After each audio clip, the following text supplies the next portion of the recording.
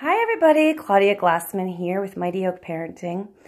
So I was talking to a parent the other day and it kind of brought up something in me and I was like, oh, I want to, shoot a video about that. So here I am. And so we were talking specifically about morning routines and feeling like there's times when sometimes we do too much for our children and they could be doing more on their own. And in general, I think as parents, we need to be aware of that. We can get really caught up in doing things for our children and not teaching them how to do for themselves. And especially as they start to get a little bit older, I mean, even toddlers can do a lot of things independently, like putting on their socks or, starting to learn to get dressed and all these things that they could do themselves. And so I really like to encourage parents to encourage their children to take responsibility and some initiative and independence in managing themselves and their own things so that we can build on that as they grow older. Because as nice as it may be to have someone do everything for you, it doesn't really teach us the skills that we need in life. And we also, want to make sure we're raising competent, able children. In addition, if we give our children some power and a feeling that they're competent and able to do things and that they can have responsibilities, obviously within reason, then we can also reduce a lot of the power struggles we may find ourselves in because they're feeling empowered, and so they don't have to fight with us over everything. I know for me, my oldest stopped. I wasn't allowed to pick her clothes out anymore at about 2 years old. For any occasion, she liked to choose her own clothes, and she enjoyed picking what she was going to wear and took great pride in that. And so while things didn't always meet what I had as my ideal outfit for her, she loved dressing herself and took great pride in picking out her outfits for school and putting it all together. So I let her do that. My youngest kind of always followed suit, so she also does that. So now, they do that independently. So it really eases up my mornings, too, if we want to talk about the morning routine real quick, because I can leave my kids to go get ready. Now, sometimes I have to go in and redirect because, my youngest sometimes gets distracted. She'll be playing on the floor with something instead of getting dressed.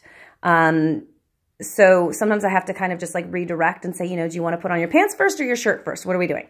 And then she'll start getting dressed. But I wanted to give you some ideas of how we did that. And it's really simple. We did have to kind of rig a couple of things just to make sure they were accessible to our children. But here is one of the closets. And so you can see here's noise, sorry about that. You can see the shelves up there. And we have these extender things. And I wish I could remember what I called them or what they're called. But we got them on Amazon. Online. She has 2 of them. And so I just hang things really close. You can see the floor is right there. So my children are fairly small in stature. So we have that. I have a mirror in here, if you can kind of see that crammed in there. Because we really want to give her the opportunity to see what she's doing, and to see how she's, putting it together and getting dressed. If the school our school doesn't really have a dress code, but they do have guidelines. If you're wearing a dress, you need to wear something under it, things like that. So my children, we talk about that beforehand, and my kids are great about following them. We really don't have a lot of issues with picking out things that are inappropriate for the moment or for the school. So also in the bathrooms, we have step stools pretty much in every bathroom other than mine. To help the kids get up to the counter so they can brush their own teeth. Now, you might want to see how your children brush their teeth first and really teach them how to do that well. I still brush my kids' teeth sometimes, like once a day. Just my oldest has a cavity. We're trying to just take care of that. So we, I do check once a day, but she is responsible for brushing her teeth in the morning and in the evening, and then I'll just double check it to make sure we, got it the way we needed to at night. But if she didn't have a cavity, I probably wouldn't do that either. But I just want to make sure it doesn't get bigger.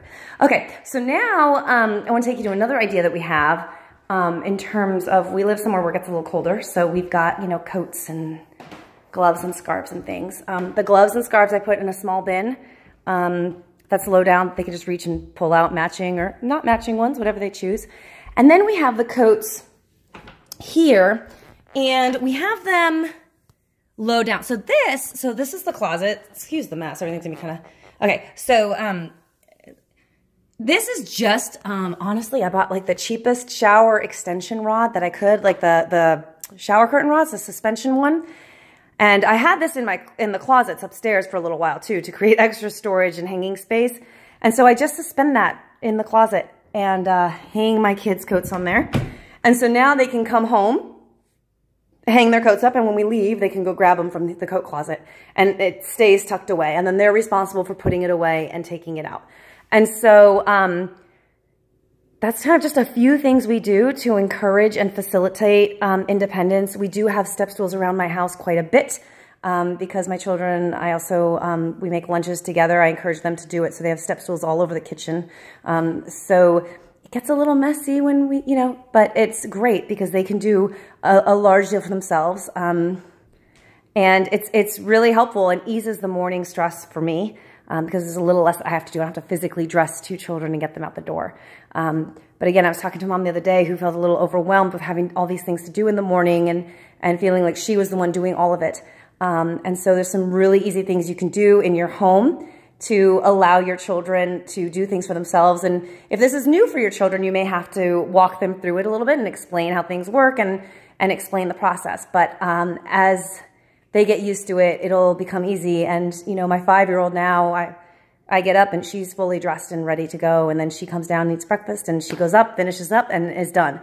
And so they'll get the flow and there'll be less fighting and less, you know, headbutting in the morning because your children just know what to do and are able to do it and encouraged to do it and have the freedom to choose the things that, you know, that they want to wear and they feel a little bit more empowered. So hopefully that helps. Try it out, see how it works in your home, and I will be back with another video in a little bit. Bye. Have a great day.